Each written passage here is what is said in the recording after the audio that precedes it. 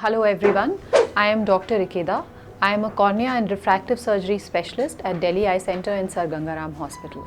We will talk about a very rare disorder, Stevens-Johnson syndrome. This is a rare condition wherein there is an aberrant response by our body to a drug. Most commonly implicated are the drugs or the medicines that we take. There is involvement of the mouth, there are ulcers on the mouth, as well as their eyes become red, and there is discharge from the eyes, and they experience a rash all over their body.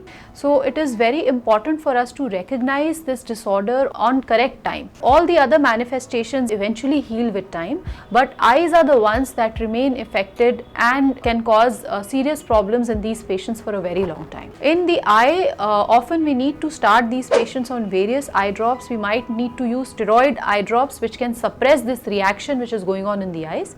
It is very important to keep examining these patients in the acute stage every day, because these eyes can suddenly develop lots of ulcers and defects in the eye and can even melt.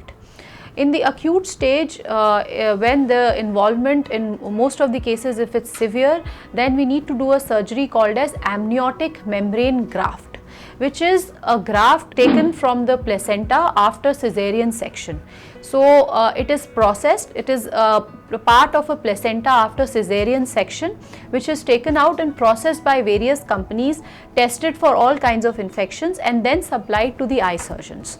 So we need to cover the entire surface with amniotic membrane graft so that this reaction gets suppressed and the surfaces don't stick to each other. Because of the reaction, there is a tendency between the conjunctival surfaces or the inner part of the eye to stick to each other. This graft prevents in that surface in sticking to each other, as well as suppresses the inflammation or the reaction that is going on in the eyes. This graft should be performed as soon as possible, within 1 to 2 weeks of diagnosis of Stevens-Johnson syndrome. In the chronic stage, once the patient is out of the acute stage and the patient gets discharged, it is still very important for us to keep examining these eyes. They can have problems of lid margin problems, like lid margin keratinization. This keratinization works like rubbing sandpaper on the eyes. That's how painful it is, and that's how dangerous it is to our eyes. These patients, because of the inflammation and the fibrosis or the scarring that sets in,